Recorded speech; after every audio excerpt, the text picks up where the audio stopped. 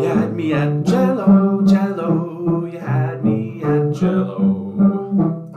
You had me at Cello. Oh, you had me at Cello. Hello, everybody. It's 5 o'clock on a Friday, and we all know what that means. Time to really ramp up the practicing. I sure hope you've been checking out the YouTube videos on my YouTube channel and the materials that you had me at Cello. Check them out again if you haven't recently. Those are for during the week, maybe on the weekend too. But right now, 5 o'clock on Friday is I gotta say, it's my favorite. It's my opportunity to talk to another cellist and just find out what they're up to and what they're all about. So I'm thrilled to have with me today Luis Miguel Roja, the principal cellist of the Puerto Rico Symphony and professor at the Puero Rico Conservatory. How are you doing, Luis? Hi, I'm really happy to be here and to connect with you again. It's been a long time. Last time I saw you, we shared here in Puerto Rico. It was really great, and I'll be always thankful for that. Yeah, that was a lot of fun. Well, can you introduce yourself a bit and tell about your musical background as well? Oh, sure. You just said I'm principal cello, Puerto Rico Symphony, a professor at the conservatory. Well, I'm not from Puerto Rico. I'm actually from Venezuela. And I grew up in that program for youth musicians, young musicians called El Sistema. I was there for many years and also joined the Simón Bolívar Orchestra. And I played there until I went to do my master's degree and my doctorate in the States. So I was for a long time in Venezuela, did my master's at UK University in Pittsburgh, and then in DMA in Michigan State University. But I have an unusual story. I started cello very late, very, very late. I was 19 or almost 19 when I started cello. It was due to illness in one of my lungs. I used to play trumpet. That was my background. I was a trumpet player for many years. Well, that's quite a story. It was very intense at the beginning, very difficult. That decision of starting cello that late, it was something that it was like a calling. I think it was during my days in the hospital. Actually, I received a lot of manifestations of friendship and love from my friends and colleagues, and they bring me recordings, the sweet stuff, food, I mean everything. A lot of gifts, and among those gifts, there were some cello recordings.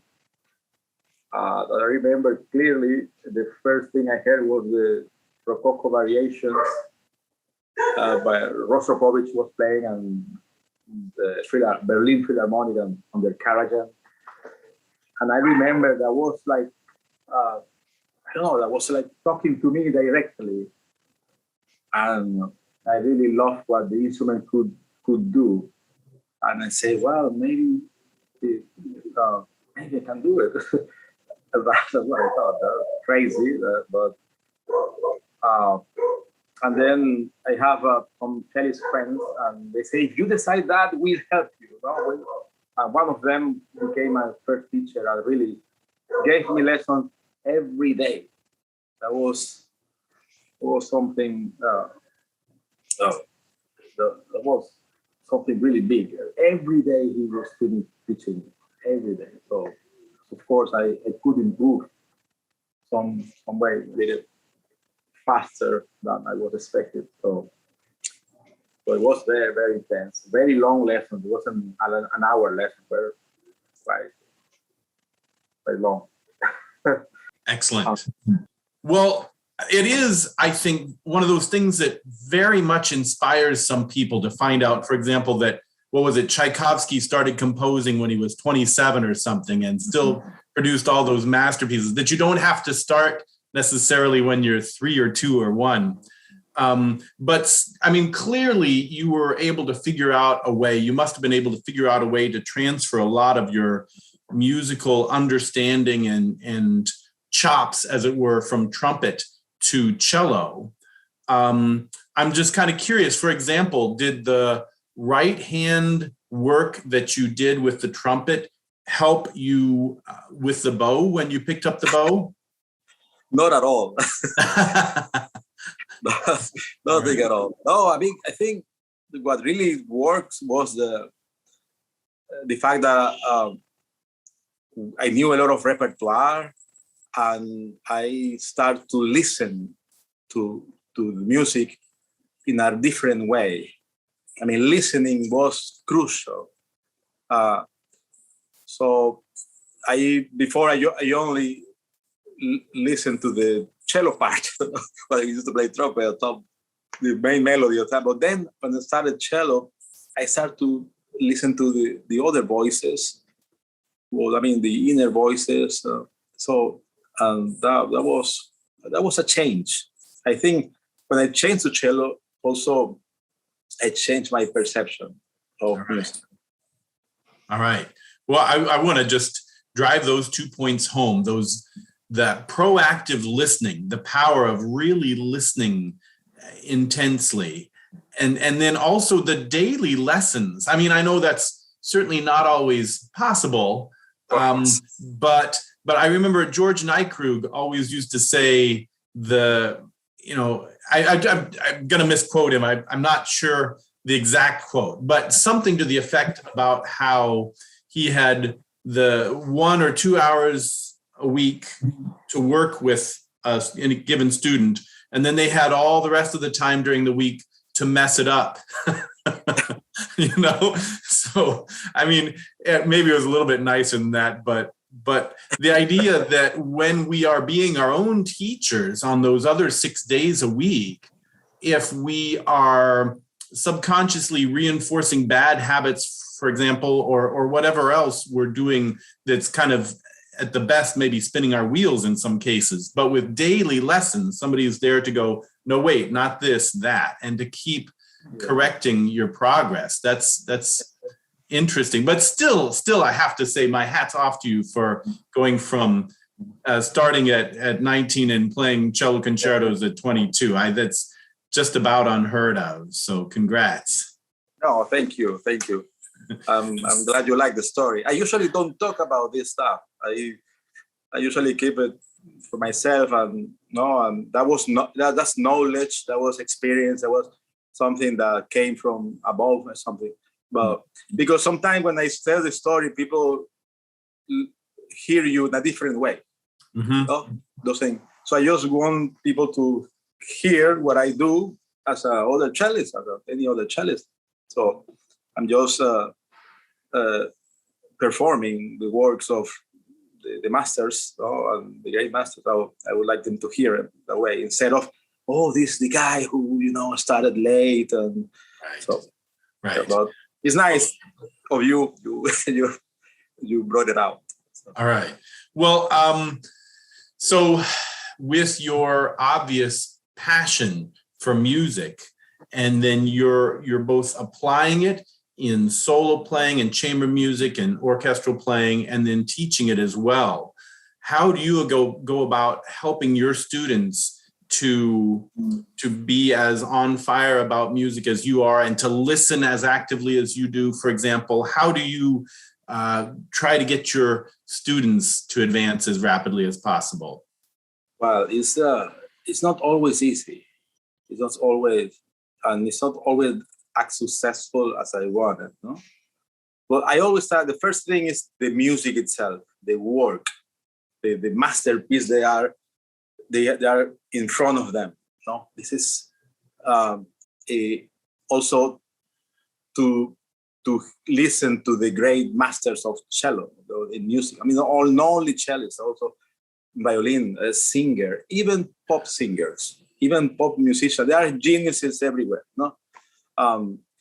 But when they have a work like, I don't know, like a Bach suite for them, it could be any, but I always try to grab them in some way. So listen, that you are having a work here. It's like having I don't know, a sculpture by Michelangelo or a painting by Da Vinci. It's in front of you. It's that level. It's at the same level. And we are able to grab it, to touch it, no, to talk to it. I mean, it's also is a very exciting process. It's not always the same. Some students look at you like, you're so weird. I mean, but some others do, and they really get emotional about it sometimes. And also, if you decided to be a musician, to play the cello, is, we all know it's a difficult career. It's very competitive. Mm-hmm. However, you have this passion for this, and it's a continuous, I say, giving. It's always a continuous, you are giving all the time. It's like a big gift. You work on it, you work hard, and this is something that brings you joy. And for someone, to me, it brings you joy. It could be, doesn't have to be a concert in a big hall or something like that. It could be just among friends in your house or in the parking lot or the conservatory, whatever. I mean, people are really comforted by the power of music. I mean, I'm telling you all this, maybe I know it sounds a little flaky sometimes, but I'm in Puerto Rico. Puerto Rico has been hit by big events lately. In the last 3 years, we have 2 massive hurricanes. And last year, at the beginning, we have earthquakes, 2 earthquakes in the south of the island. So, and then we have also a revolt that kicked out the governor in summer of in 2019. So it's been a lot, Puerto Rico. But when we went to the zone of disasters, whether it was a hurricane or the earthquake, I offered. I have a friend, he's a doctor. He improvised a clinic for people who are being hurt or injured, let's say. And he asked me, could you play for the patient? I said, okay. I was like comparing, what can I do? I want to play the cello. You are really healing people. I was clueless about it, no? But once I was there, people were really thankful, and they came to me. So, wow, thank you so much for bringing this music. You don't know how much it comforts me. And they stay open to you and tell you their stories and this kind of thing. I really didn't know that I was going to be that I don't know, conductor of feelings, let's say. Or that was a big surprise. I think I received more at the end what I gave to them, because it was a fantastic experience. It was beautiful. I don't wish, of course, another tragedy of that magnitude, but if I had to do, I would do it gladly. The power is the power of music. Oh yeah, it's immense, isn't it? Yes. That's excellent. Well, let's see. Let's segue to some of your other instances of translating that power of music to people palpably. Recently, the trio San Roma got to perform. Tell about that trio and the performance. Oh, it's a piano trio. I have one, the institutional trio of the conservatory. It was born away. We've been playing for a long time, but we formalized the trio just 5 years ago, something like that. Yes. This is the second time we got invited to the Casals Festival in Puerto Rico.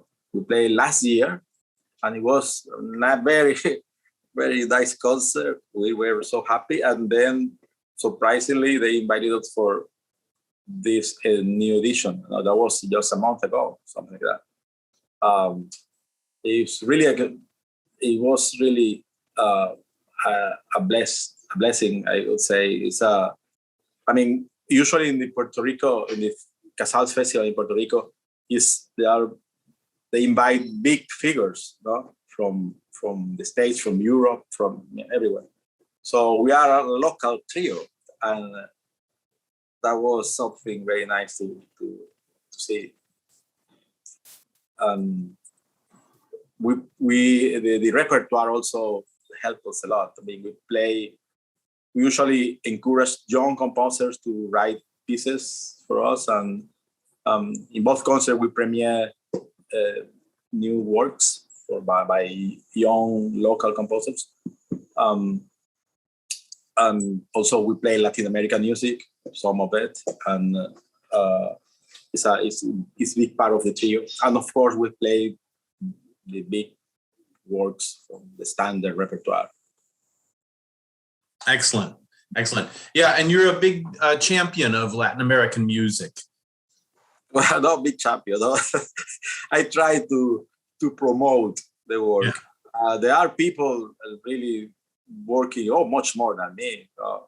There is now the Sphinx catalog, the music for cello. They are good friends, and they are doing a fantastic work. Yeah.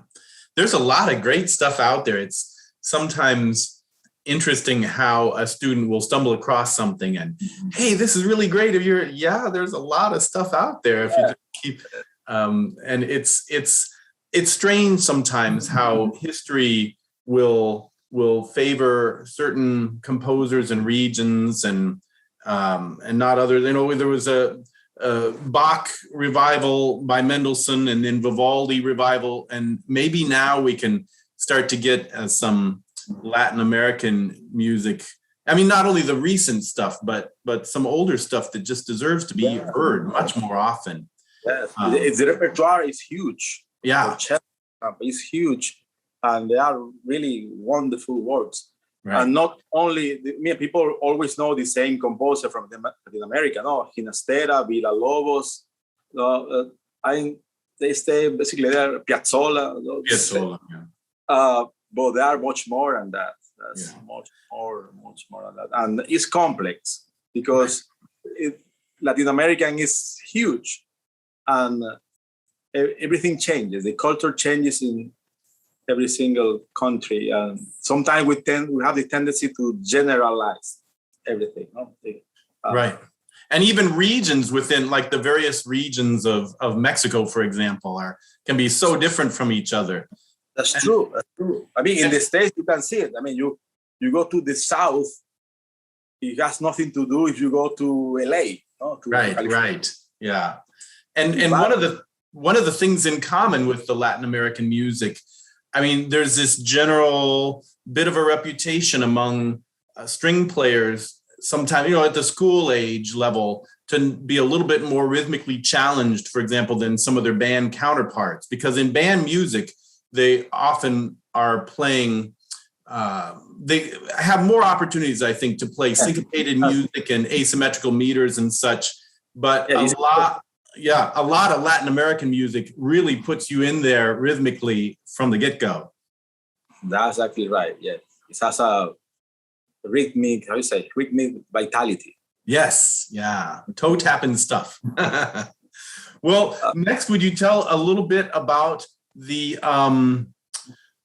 Festival Cellistico Puerto Rico? I'm very proud of this little festival. It's a small festival, but we've been working on it since 2015. Those were in 2015 and became a corporation just a couple of years ago. Well, this is a festival that we created. I mean, some colleagues and my wife and other friends. It was born to be like a local festival for the kids here, the students, and different schools, not only the conservatory. Because in the island, some of them didn't have access to teachers like on a regular basis. No? So I tried to do like a camp, let's say. It's not that long. It's only 4 days. It always occurs in Labor Weekend. on September, the first Monday of September, Yes. from the Friday before. So we started. Well, okay, I started with the idea. Okay, let's have a cello weekend. Why don't we have a cello weekend in Puerto Rico? We invite everybody and play some cello ensemble stuff, no? And it was born with the idea, but it became something more, much more deep and complex and rich, really. So I have some colleagues that got enthusiastic about it, and they collaborate. They come with me. They come here to Puerto Rico. I mean, and it's been growing since then. For example, this year we're going to have Miss Ann Williams from the Pittsburgh Symphony. There's an adorable cellist. It's wonderful, very high-level cellist. We're going to have a Julian Schwartz. It's also a great soloist, the very big, high-level cellist, and also one of the member of the Sphinx catalog, the founder of the Sphinx catalog. We're going to have we're going to have also one of the founder of the Sphinx catalog for Latin American music for cello, among other professors. I mean, we usually have around. I mean, last year we have 8 professors. We are also having some similar. The festival is very affordable for any who can do it. Last year we had a virtual edition, of course. Everything was virtual because of the pandemic.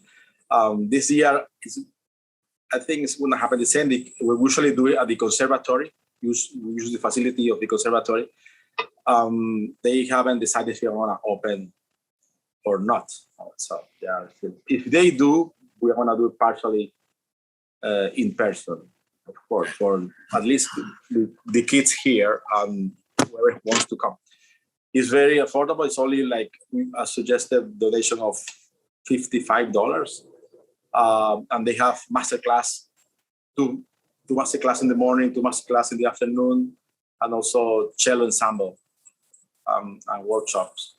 But what I try to do with this festival is we try to talk. I mean, I know cello, I mean, the technique is important. You have to develop this and that. And of course, the repertoire. But also, I mean, something that I've been thinking for a long time is nobody talks really about the feelings or the conflicts that the students have, or the doubts they have sometimes in this career. It is difficult stuff. And people just keep saying, oh, you have to do this audition, and you have to do this competition, and you have to learn these pieces and play. But sometimes they are in conflict. Sometimes they are like scared or just insecure or sometimes. So, and I try that the professors that talk teach in the master classes, they talk about it also. They talk about how difficult it was for them. They make the student feel more like among friends, but more like sharing something than talent, having a formal master class, very demanding master class. I like that. I like it. It also started because I have a lot of children here with low income. They come from low income houses, so it was a suggested donation. For most of them can donate, so it's okay. I mean, I don't see you can do it. It's okay. If you donate, great, because we need it. So it's a very intense weekend. It's very intense.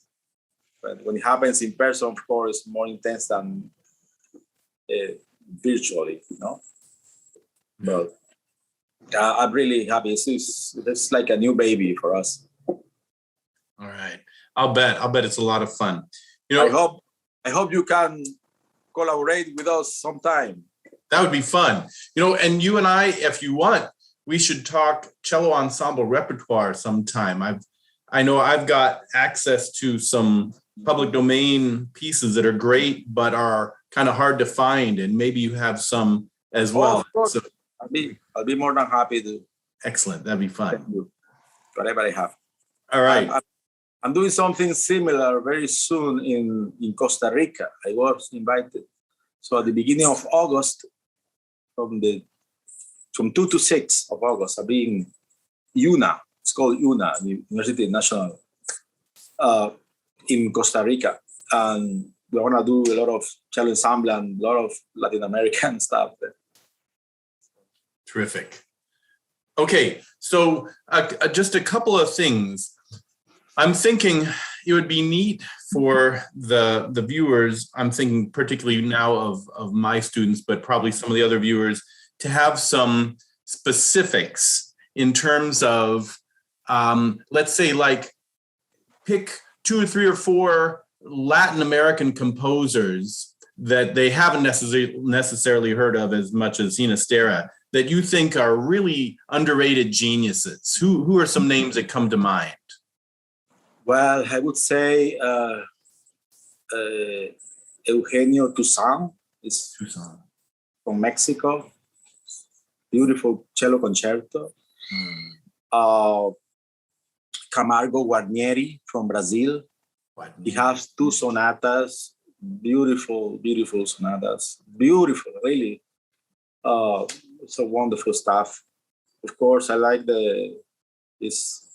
Marquez. No? Arturo Marquez is more famous. He's very famous for his danzón for orchestra. No? But he has a cello concerto, very nice, very light. It's all right.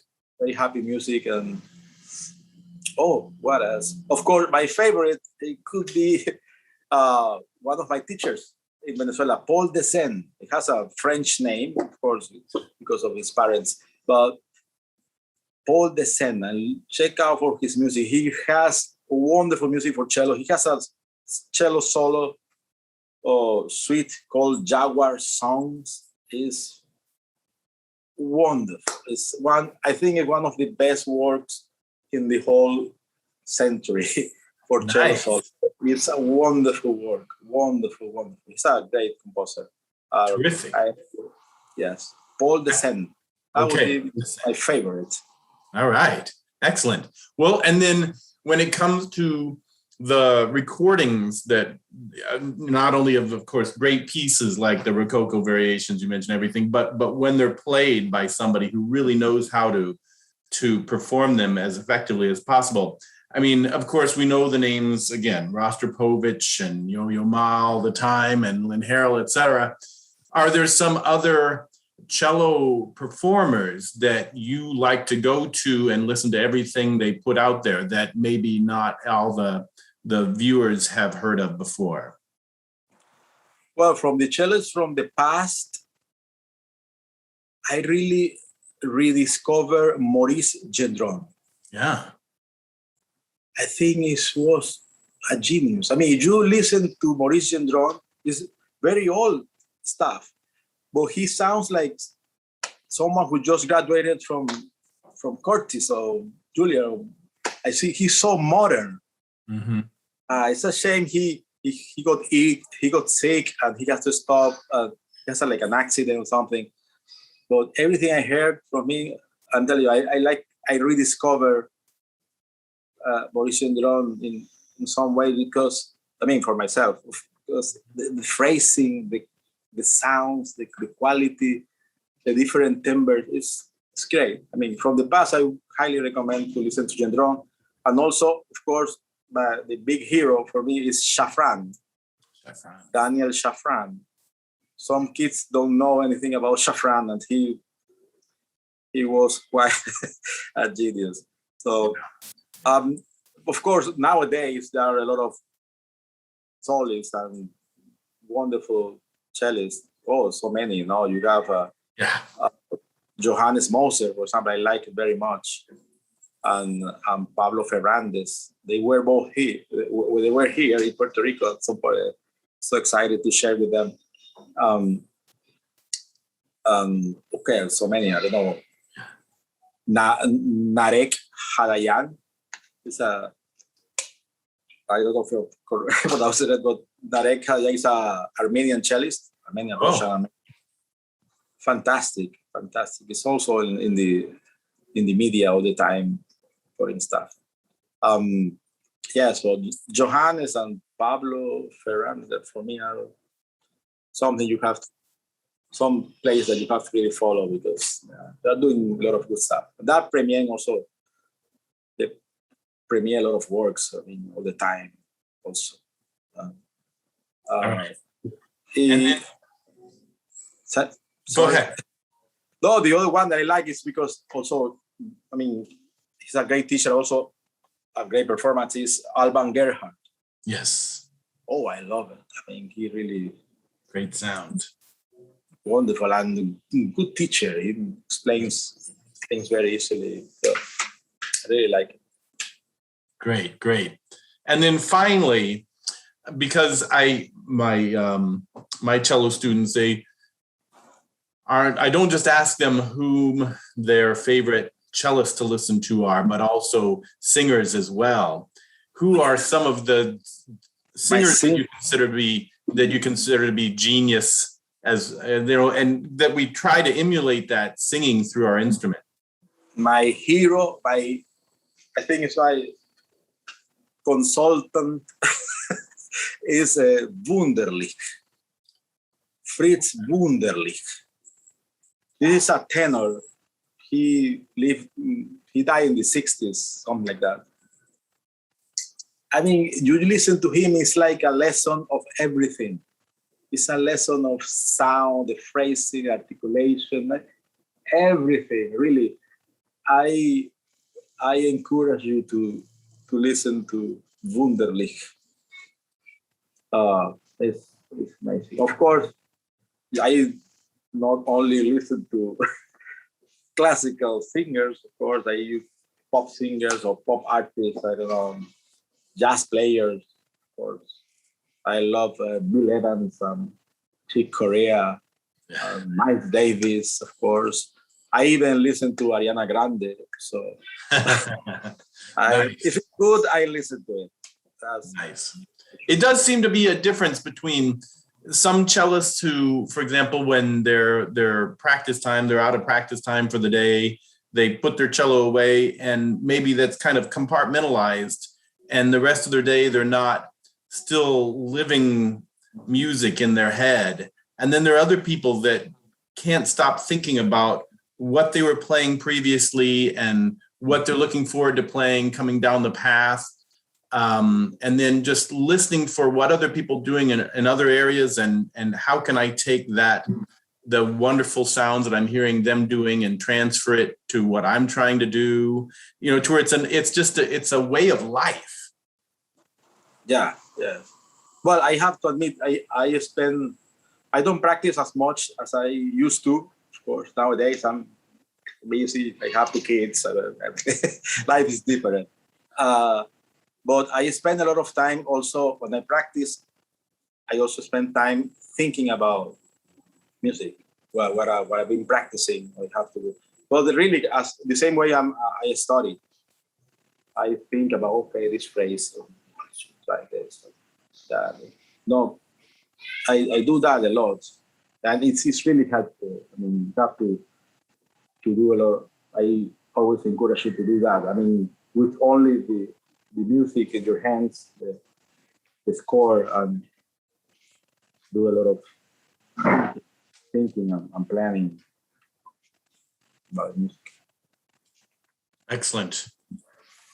Well, Luis, thank you so much. This has been lots of food for thought and very inspiring indeed. Oh, thank you. This has been a joy to have you again, to talk to you again. It's really, really great. I hope you can come back to Puerto Rico at some point. Oh, I'd love to. It was so beautiful.